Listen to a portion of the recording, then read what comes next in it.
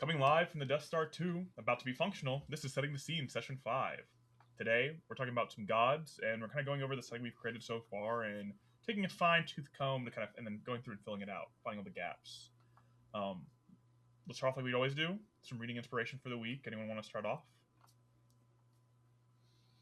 Yeah, I Me! mean, Oh, no, I'm going first. okay. I started rereading a book, um, The Demon King by uh, Cinda Williams Chima.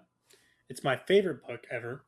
I read it a long time ago when I was in middle school, and now that I'm like fully, since I'm 25 now, I'm fully grown. My brain is huge and fully developed, and I can rent a car in the United States. Finally, um, I'm realizing it's very good, not for the reasons that I thought in the past. And the actual city explanation makes a lot more sense than it did when I first read it years ago. And it's based in like a city capital of Fellsmarch, and there's different sections called like Ragamart and Southbridge.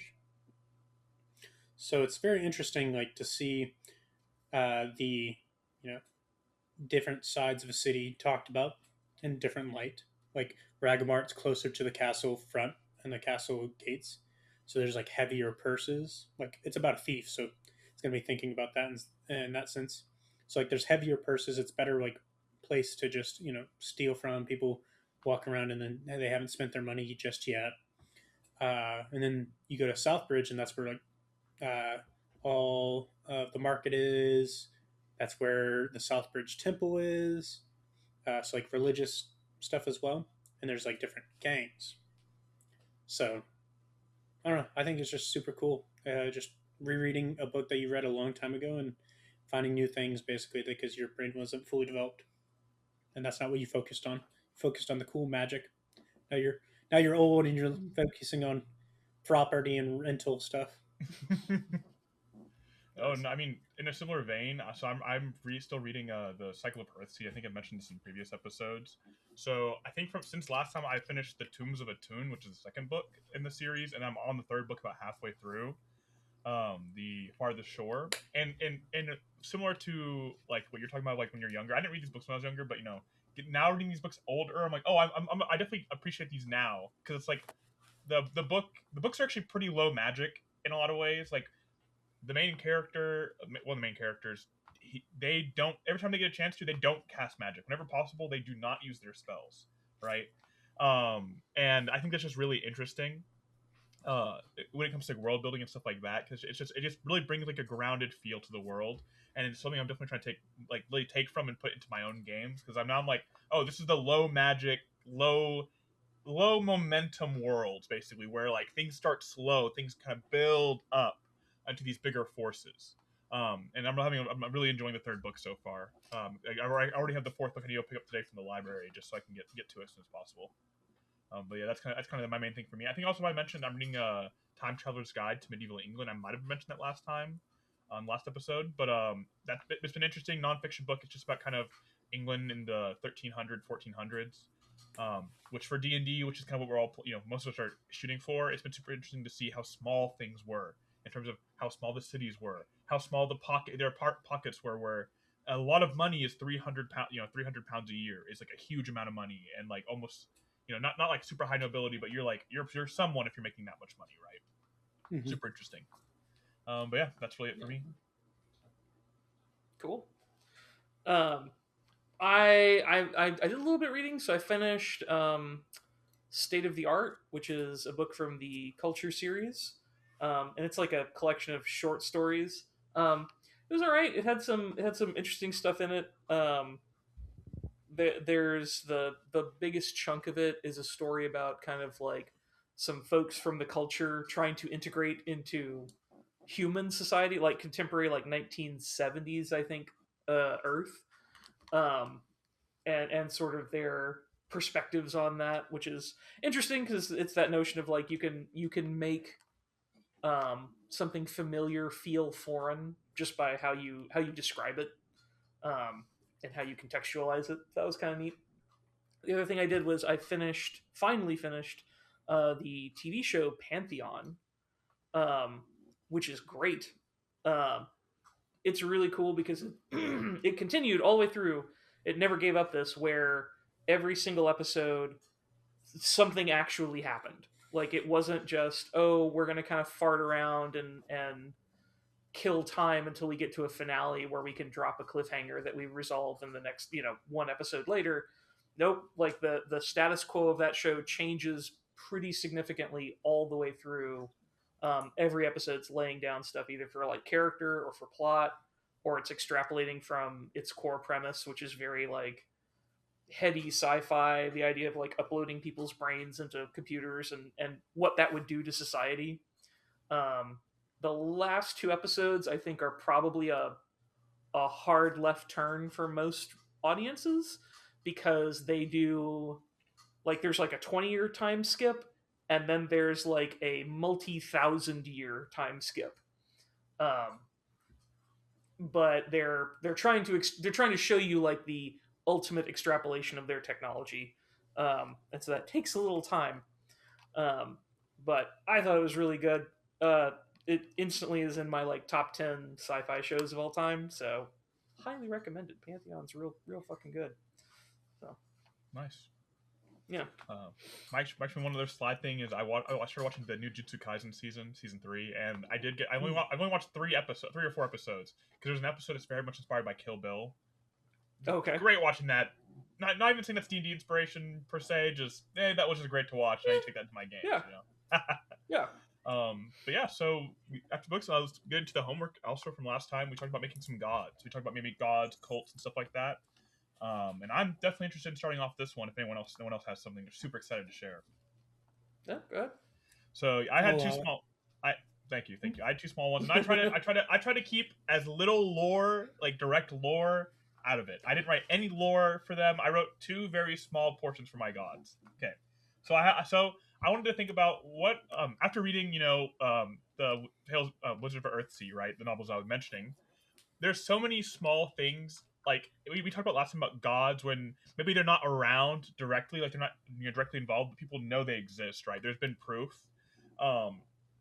And so in Earthsea, it's kind of a similar sense idea of just like there is these other gods, there's these other worlds, there's other things, there's other greater powers, right? The gods aren't directly interfering with you directly. Unless someone claims to be a god, like there's a god king in the book at one point, and he claims to be a god, but everyone's kind of like but hey, he's the king. So in this one, I have the God of Change. So I thought of just a god who focuses on making new from old. I wanted gods that also anyone could worship, basically. And so the ideas for this one, this is the main one I want to talk about, would be examples of worship. So dwarf worshippers would rebuild their forge every year to renew it. It's like the idea of taking your clay forge built to bricks and taking it fully apart and then rebuilding it every year as kind of like a rebirth ceremony. I thought craftsmen of this god would hoard a huge amount of broken items and spare parts. These would be your artificers who are like making scrap bots from like broken other robots and always trying to make something from something else.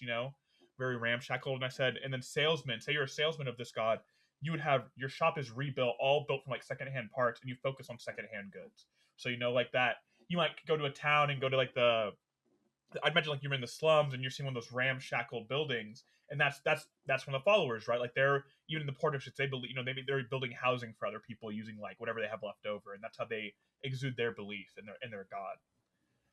And then I had a small other one, which was I wanted something for the miners to directly tie it to the town, and so I thought of a god of travel, because we talked about how maybe the miners or the guards aren't actually local to here. And so I said maybe wherever they're from, they pray before leaving for work, because they consider the work they do travel until they get home. So the idea is that they leave for work, they make a prayer, may my travels be safe, they go to work, and then they come back, and that's their journey, right? But also imagine if you're a miner, you're probably also traveling from your home to go stay at the location, like if it's a farther away mine and you're working there for some amount of time. And so I thought that might be a cultural thing of just, bless my travels, right? And that's actually all I really did. I just kept it really simple, and kind of left it to more of like let the world kind of fill them out. I didn't want to give them names either, because I had the idea of maybe across different cultures. Like I mentioned, the dwarves maybe worship him one way, and then salespeople or other stuff, right? Mhm.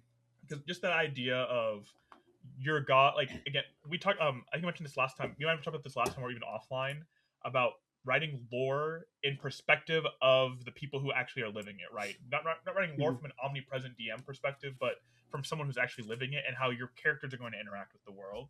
And that's what I'm trying to go for here. Of just you don't know if the god, you've never seen the god of change, but people worship him. They have clerics, he or she, they have different names, even, right?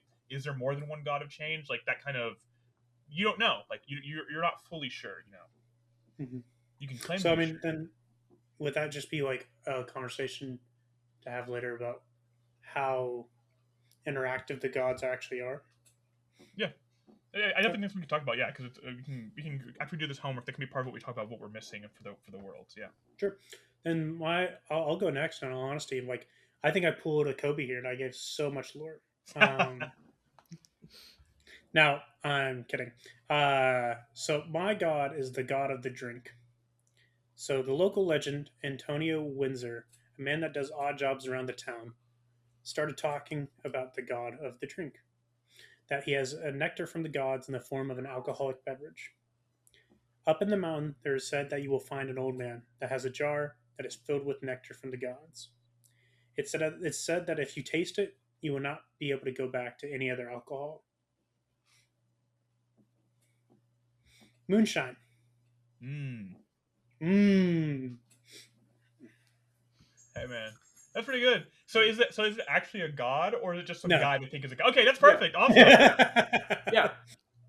Well, I would like to imagine that like maybe he's not an actual god, but like his moonshine jug is like this guy doesn't get it, but his moonshine jug is like infinite or something. That would be funny. Like the worship actually has had just a slight effect that he It's didn't like. enchanted the He's object. drunk. Yeah. He's just like odd. Yeah, no, there was this. I played a D&D campaign where we didn't know which direction to go in like a dungeon or anything like that. So this guy's just like, okay, I'm going to spin my dagger, and he was Mhm. right every time. Every time he spun the dagger, so that dagger became enchanted, of like a Nice. dagger of the right direction. That's funny. So That's cool. Actually, no. My idea for this, Jordan, to add to yours is just it's not that it's infinite or anything. It has infinite capacity, so he keeps making more moonshine like normal, thinking, "Oh, I'm just filling up the jug," but really it's just this ever deepening well of moonshine in this jug. Mhm. That'd be funny. That's good. Nice, Nice. Jake. So I have a couple. So the first one, because we were talking about like cults and gods, and so I have one which is the Quiet Cult, and the idea is that this is the cult of the Quiet God, and ooh, cat, stop. Pause. 1 Stop. second. That was so stop louder, please. Cats. So good. Anyway, so yeah, so the quiet cult, they follow on to the quiet god. The notion being is that the cult believes that there is a sort of primordial deity, a deity that is older than all of the other currently worshipped gods, that nobody knows about, that is kind of like lost to the sands of time, and that their belief is that this god at some point is like the progenitor, like the origin point of the world, and that this god left and abandoned the world because of like the sinfulness of all of its creations.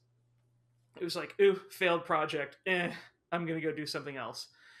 And their worship is like, well, if we can bring him back, that this god will, hopefully right all the wrongs of the world, right? Mhm. And that's kind of, I think, what the player interaction would be. But for the DM's purposes, the notion is that what is actually going on is that the head of the quiet cult is this extremely old wizard. And this extremely old wizard, what he does not know is that what has actually happened is that at some point in sort of, I'm assuming there's often like an old gods, new gods kind of dichotomy in a lot of fantasy worlds. At some point there were the old gods. And at some point one of those old gods did something bad to piss off the other gods. and they tried to kill him. And instead of killing him, what actually happened was his essence sort of suffused down into a mortal body. And that became this wizard that has made this cult. But the wizard does not remember that as his origin. All he has is basically everybody in the cult is like, yeah, he's been old for forever, but he's a wizard. That makes sense. Wizards are old. And he doesn't necessarily remember his own origins, but he's like, yeah, but I'm a wizard. I'm old. Why would I? Right? And what has actually happened is he is vaguely remembering his own previous divinity, and he is subconsciously trying to build a cult with enough worship to ascend again. But he doesn't really know that's what he's doing, right? He thinks he's bringing back some other god. He thinks he's immortal, but that's not what's actually transpiring. And so it allows you to have kind of a cult that, depending on how you want to like. Yes, Kat, thank you. It is a good idea. That if you wanted to, you could play them more sinister, or you could play them more neutral, or perhaps even good, depending on how you want to characterize them. That's just the backstory of this guy, but you could kind of flavor them however you want. Mm-hmm. The other one, hang on, this is gonna be anyway. Had that. The other god I was kind of came up with was a god that I'm calling Maize, who is just an agrarian god. The idea is this is the god of like feasts and the farm and growth and things like that. Because you need normal gods too, right? But I think the thing for them, kind of the light twist there, is that this is kind of viewed as a newer god, because like this is a god who's associated very much with like agriculture, right? Because I tend to, at least in my own settings, I tend to think of like, you have like the old gods are more primordial. They're more Mhm. like the god of fire, the god of change.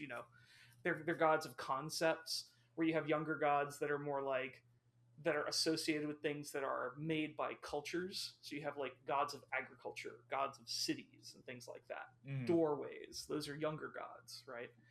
Because you have fire before you got doors, right? So this would be a god of agriculture, and the idea being that the blessings of this god of Maize will give you sort of health and hardiness and strength.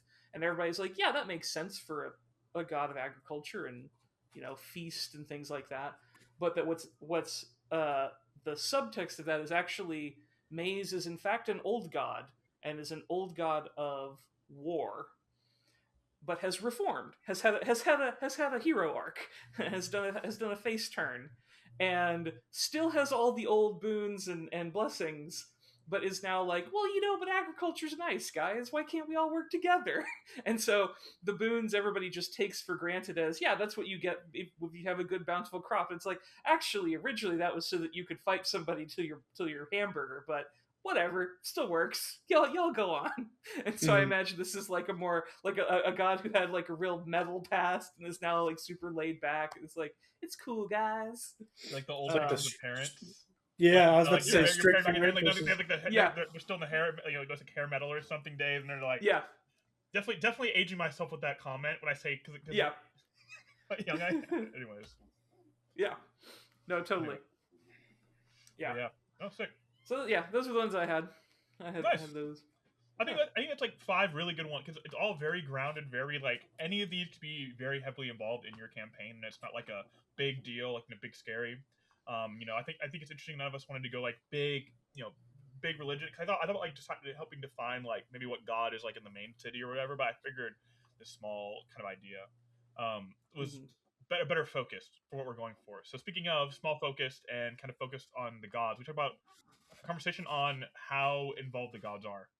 All of ours seem, besides obviously Jordan, yours wasn't actually a god, but I think they are. It's all relative.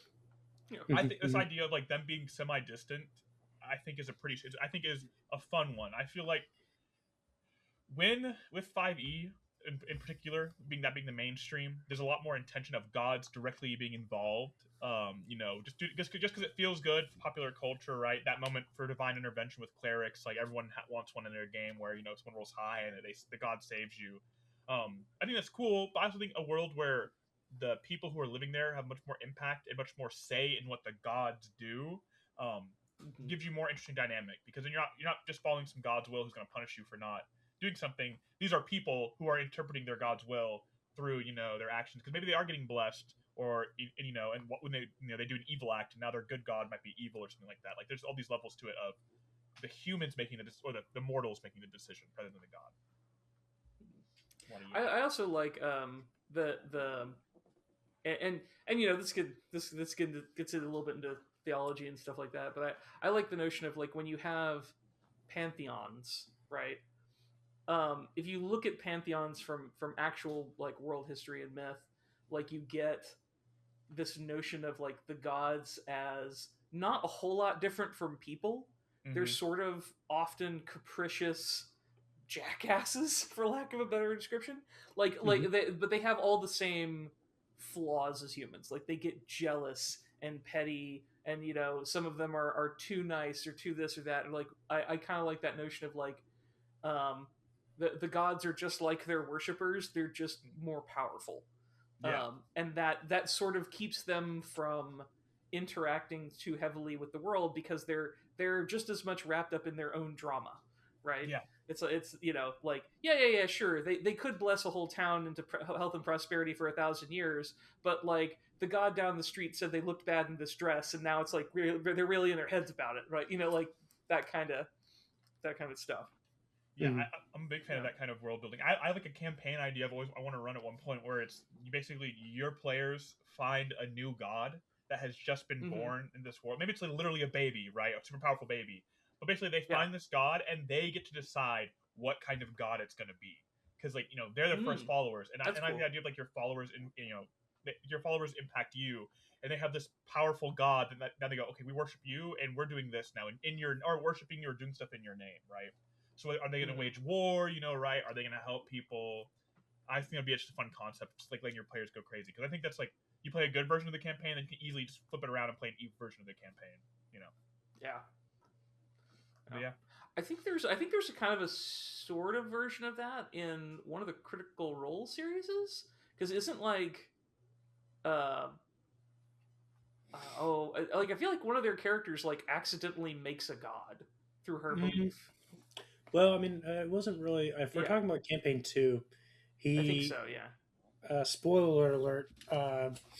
He's just a fae being who she started worshiping, and then like other people started worshiping, and he started getting power and power and power, and she had this like image of what he was, because he was just a friend to her, and she'd known him as the Traveler.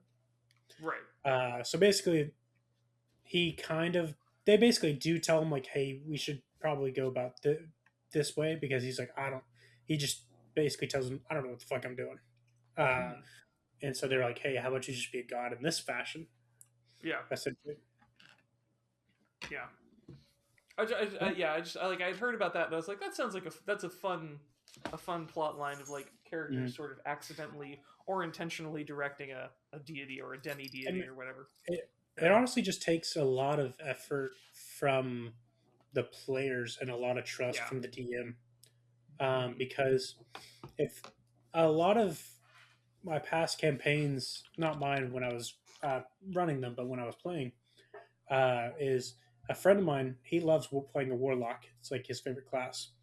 But warlocks are bad if the DM doesn't really make that a focus in the campaign.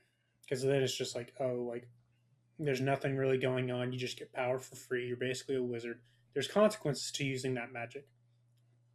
You have to do stuff for your patron, because they have like other motives rather than just spreading the word of them and getting faith. On like paladins or clerics, they have like sometimes nefarious motives that you have to secretly do. So it's like, I think with patrons or beings that have power, they need to be a focus in a setting, as opposed to actual gods, because there's multiple ways you can go about like telling a story of like religion and stuff like that. But like the most popular one is like, is the faith real? And so I feel like that's the best uh, story to tell when you're talking about gods, in all honesty, because it gives the player like something to wrestle with. Like, is my faith doing good? Is my faith actually true? Um, so yeah, that's what I would love to run and have a focus on. Yeah, I But think, um, and I was thinking in stories, often like that, the classic trope of, oh, I called out to a god, and then that one answered, and that's who I follow now. I like mhm, the idea of like prayer and worship kind of being this more nebulous thing, like kind of going into the aether, and then anyone can answer, right? That, you're not the mhm, god of you're not the god of agriculture because you're old because just because like, you have to answer agriculture per se, but it could be that that's what you want your domain to be. That's like where you want your influence to go. And I like the idea of like a god, maybe like say like a god of death, reaching out to help someone, versus a god of health. Like say someone's on the brink of death, a god of death might make them undead or something, make them undeath, right? And that's how mhm, they help. Or they escape death this time, but now like their life's a little trickier. Or there's a god of mhm. health might just heal them back to normal. Yeah. And so with what you're talking about of kind of that impact, I think that's where that overlap I think adds a lot of options for your story, right? And with patrons, since they're interacting a lot more directly, even more, um, I don't feel like they have more of a focus. Yeah, I feel like a lot of people treat just gods as patrons. Um, Mhm. it's just a fun power fantasy to have, so I can see how people fall into that. I mean, I've been guilty of that. One of my campaigns, I legit just it was from a book, the second era of Mistborn. They were able, like, they found a way to directly communicate with a god, and I just had them basically do the same thing in that campaign, and so they could just legit phone God every day and ask like, "Hey, can you help out?" And there were certain prices to God helping out. Like, you might lose your power for a few days or weeks because they're like, "We okay, if you can't do this, you're showing that you don't deserve the power." Mm. Like, if you need me to step in, I'm gonna step in because you've been loyal and faithful, and I know you're good. But you need to find power within yourself as well as power within me. I feel like this is forgive me, this is an unformed thought that I just kind of came to me while y'all were talking. Is in D&D specifically, although I think this could transition into most other kind of game settings. Um, every time I talk, he starts messing with shit. Hang on. So my thought is that for, like I said, this kind of works for D&D, but it could work for other systems too. But since you have magic users in a world, and you have magic users of different stripes, so you have your sorcerers, your uh, warlocks, your wizards, and your clerics. Um, and because you were talking about like having a patron for a warlock and not doing anything with them is kind of a waste. And I Mm-hmm. agree. I totally agree. And I think it's one of those things where it's good to, in any DM's particular game, think about how you want to distinguish those things flavor wise, right? And so like I think it's like the story with a warlock is them and their patron. It's like a one to one. They have a relationship with this supernatural entity, and how does that relationship work? And what do they give in order to get their power, right? But then I think it's like the one for clerics. Maybe it's about religious institutions, right? It's about hierarchies within a faith, and or like the journey of faith, like you were talking about, right? And then I think it's like with um, a wizard, the notion would be something like internal politics of like academia, right? It's a collegiate environment. It's a class of learned people and scholars, and how do they interact with each other? And then maybe for sorcerers, the sorcerer one, like that's clearly legacy, right? That's Mm-hmm. your heritage, and how does that affect you? And I think if you're a DM, that like leveraging those things that it helps make the magic users feel distinct, especially in a game like D&D where they're all pulling from shared spell lists. So it's like the mechanics of the game don't always give that uniqueness to them in a session on session way. but you can do it narratively to kind of enhance it. So that was the thought.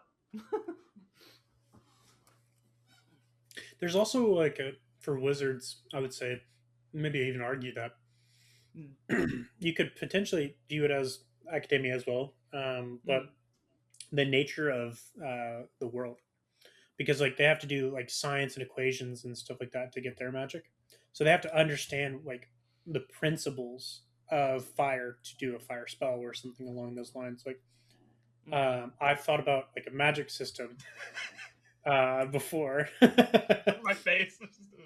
Yeah, I thought about a magic system before where basically like you have to understand it in order to cast it. Oh wait, pause. So, I'm actually gonna interrupt you right there because that's exactly just what I mentioned. Actually, was Wizard of Earthsea. You have to know the true names of stuff in order to affect them. So it's exactly what you're talking about. Yeah, but who cares about true names? That's an overused fucking trope. It can't. Hey, it's because it's so good. It's exactly what you're talking about. But yeah, it's no, not like, good I think anymore. it's interesting. We talk about true names in D&D. Almost everyone only knows them for like demons and devils. Like, No, oh, you know their Fae. true name and Fae. Yeah, you know their true name. You know, da da da.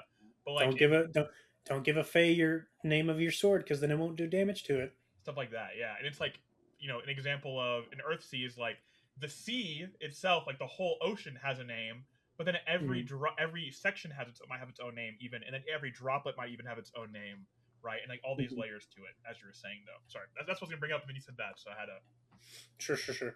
Going back to the cool power system that's brand new and not like inspired by anything else. Not the dumb thing you're thinking, the cool thing. Yeah, not the fucking legacy award of fucking knowing names, but no, it's just like basically there's like a written equation that one has to find out, and then they cast it, and it's gone from their brain, like it's used. So that's why spell books are actually a good thing because you have to relearn it and re-understand it in order to cast it again. So like then there's like other magical power of like the physical, so like you can expend physical muscle faster to go faster or be stronger in a burst. And so like that takes the actual muscle fibers that you've built up over years or months and they like shrink. So you're becoming smaller because you're doing a burst of superhero strength or something like that. So yeah. I remember having a discussion with some folks at one point where I was just getting into D&D and I was like, or I was getting into 5e, and I was like, what's the in-world reason? I was like, because sorcerers, oh, you have magic in your blood. I was like, okay, cool. So what's the in-world reason why sorcerers don't just wreck everyone?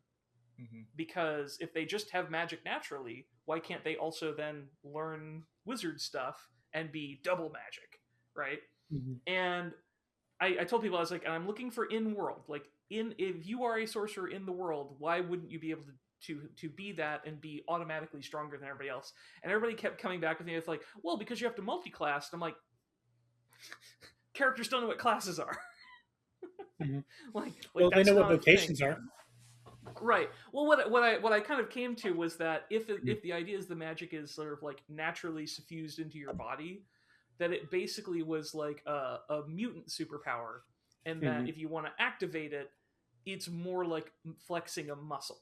And I was like, okay, that makes sense to me, because then the notion is that wizards got to study all day because their spells are hyper complex and ultra specific, and like if you mispronounce a syllable, it's going to do something different and bad. Sorcerers have to train all day, where they because they are exercising their magic muscle, because otherwise it atrophies just like a muscle would if you don't go to the gym. And I'm like, that solves that problem for me, because then it explains to me why you don't just wake up in the morning as a sorcerer being like, yeah, I got magic, I don't gotta do anything for it, I just hang out and it just, whatever. And you couldn't do the other thing as well and become even more powerful. I'm like, that tracks for me. Now I have it in my head. And and of course, like warlocks, it's because you got to schmooze your magic daddy every now and again, or mommy, or mommy. That's true. Non-binary, very true. That's right. No, absolutely. Or she, as James A. Caster would say. Yeah. Yeah, what you're talking Um, about, Jake, with the whole like limits. How often I try to think about it too, because I had that same problem. Okay, well, if these guys have so much natural magic, why can't they just cast spells? And one thing I thought was like right. you have a water, you're casting. Say the spell in the case is casting. You have a water bottle you want to fill up, and then a Mm, wizard can learn how to go fill the cup from the faucet. You have a giant bucket and you're about 10 feet up, and you have to learn to pour it in, basically. That's hmm how I kind of see it. Yeah. It's like if you're a wizard, you're starting from the base, like base level of just no knowledge and building up their fundamentals. But going like that from a hmm sorcerer where you already have that magic makes it a lot harder to kind of see it to slow down, mm, and learn the proper way, right? Versus like you're saying, mm. like flexing the muscle. That feels like a very like wild magic sorcerer kind of Yeah. thing to do. That like that what wild magic sorcerers are doing is like they have this endless font of magic power that they're having to actually like Learn how to control. they have to control it because otherwise like extra stuff keeps happening. It's like Yeah, Cyclops when he like closes otherwise his they're eyes. just a fire hose. Yeah, it's Mhm. like Cyclops. Like he closes, like he has so much power, but if he closes his eyes, he can meter it. But he has to learn that. Exactly. But when he starts, he just has to keep them closed because there's no on off. Right? Yeah. Mhm. That was the thing that like even though I am loath to like say this is how we should explain superpowers because I think that way madness lies, but I do like the notion of like it's like why are superheroes always like ripped and why do they always look hot? And I was like, well, superpowers have to have a calorie burn, right? And like surely the calorie burn of teleporting across a room is slightly better than just lifting a weight 10 times, right? That's got to be. And I'm like that's why obviously clearly it's the reason Cyclops looks cut is because he fires lasers from the punch dimension from his face. Exactly. That's a calorie burn. Yeah. The strain in the eyes, he's blind. Yeah. Basically. Exactly. Yeah. So we were also about different like magic systems and like how they interact in our world. And actually, so I've been rebuilding one of my old settings, and I've been trying to think about like how do magic users influence the world? Like how do people influence the world, right? Because in my world, I'm taking some inspiration from Cradle, one of the books series we've talked about. And the stronger people are, like the stronger a mortal is, the more the world is going to throw stuff at them to kill them. The world likes balance. The world wants everyone to be equal in power and everything. And so thus, super strong heroes and stuff tend to bring catastrophe or invite it over time. And so for mine, I can't remember the exact word I used for it. Basically, it's like the effect, right? So like we're talking about wizards, and wizards essentially in my world, when they study, they're learning how to modify their effect on the world, like their essence that they're pushing out. I don't remember the word for it. I gave it. But the idea is that basically, as you exist, you are always exuding a force onto the world. You are always making change. Like IRL, like every action has an equal opposite reaction. And where this involves with the gods is that the gods are basically people who no longer affect the world directly in that way. They have found a way to remove themselves from that constant effort, like that constant effect that anyone puts out. So like a super powerful being basically able to cloak theirs, and instead they affect the world through other people. So that's how I kind of see it. I really wish I remember the word for this because I feel like the word I used for it is a lot better than how I'm describing it. I think it's the way. No, the way, yeah, it's from Cradle. Huh. But yeah, that's that basic idea is that in my world and when I run like with the gods, it's just that this idea of like a person who no longer directly affects the world. Like that's what makes you a god. That's what changes you from like a demigod to a god. Is that you have removed yourself from directly affecting the world outside of specific circumstances. I mean, if they don't affect the world, then are they gods? Yes, they're just non-human beings. Because the idea is that you're so powerful that you can choose to remove yourself, and you're no longer causing other things like if you're super powerful and you exist in the world in my sense, let's say you're level 20 character, level 20 threats are going to show up eventually. As long as you exist, you naturally become a target. Something is there to test you because there is balance. You cannot just have even a level 20 hero, a good guy needs a level 20 person bad person so that to keep that balance. So it's like gods have no unintended consequences, kind of.